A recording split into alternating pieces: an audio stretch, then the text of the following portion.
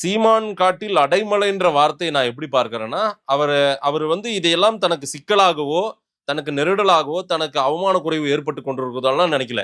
அரசியல் ரீதியா எனக்கு இது ஒரு லாபம் தான் நினைக்கிறாரா அவரு? கண்டிப்பா. ஆ.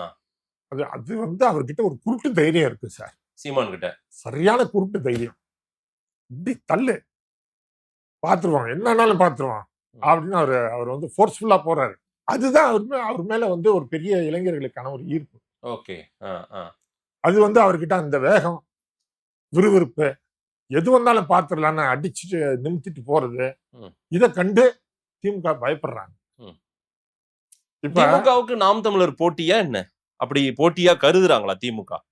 சார், திமுகவினுடைய எதிர் பிரச்சாரங்கள்ல அவங்க அதிகமா தாக்குறது யாரு? பிஜேபியை கூட இல்ல, சீமானை தான் தாக்குறாங்க. இந்த சோசியல் மீடியாவில் சொல்லிருக்கீங்க நீங்க. சோசியல் மீடியா அதுக்கு தானே அதிகமா கான்சென்ட்ரேஷன் பண்றாங்க ஆட்சியாளர்கள். சீமான திட்டத்து தான் வேலையவா? அப்படித்தான் இவங்க, அதாவது இல்ல லேயரா பிரிக்கலாம் சார். நீங்க அதிகார மட்டத்தை சொல்ல முடியுமா என்ன? மேல இருக்கிறவங்க ஐயா ஸ்டாலினோ, உதயநிதி ஸ்டாலினோ, அமைச்சர் பெருமக்களோ, அவங்கெல்லாம் சிலர் பேரு கூட சொல்றது இல்ல சீமான் பேர். ஆமா தானே? அதுதான் அவங்களுடைய ஸ்ட்ராட்டஜி. ஓகே, அதுதான் அவங்களுடைய ஸ்ட்ராட்டஜி. அதாவது அவர்கள் விருப்பப்பட்டதை கீழே இருக்கிறவங்கள செய்ய வைப்பாங்க.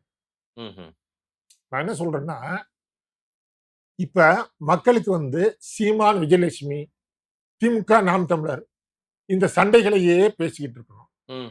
ஆட்சி நல்லா நடக்குதா, அதுல ஊழல் நடக்குதா, என்ன பிரச்சனை, மக்கள் பிரச்சனை என்ன, இவங்க அந்த ஆட்சியாளர்களுடைய செயல்பாடுகள் சரியா இருக்குன்றதான்ற யோசனையே மக்களுக்கு வந்துடக்கூடாது. இது யார் திட்டமிட்டு பண்றதா நீங்க சொல்றீங்க? ரெண்டு பேருமே சொல்றீங்களா? நாம் தமிழரும் இந்த வேலையை செய்யறதா பார்க்கறீங்களா? திமுக நாம் தமிழருக்கு இந்த பிரச்சனை வருது. ஆமா, நாம் தமிழருக்கு இந்த பிரச்சனை வருது. அவங்க அதை தங்களுக்கு சாதகமாக வெற்றிகரமா மாத்திக்கிறாங்க. சோ இந்த பிரச்சனையில வெற்றி என்னவோ நாம் தமிழருக்கு தான்றீங்க. அப்படித்தான் அவங்க எடுத்துட்டு போறாங்க. அதாவது இந்த பிரச்சனையை வந்து அவங்க வெற்றிகரமாக கையாளுறாங்க. சரி, அவங்க வந்து எந்த பால போட்டாலும் ஓங்கி அடிக்கிறாங்க. பாத்துருவோம்.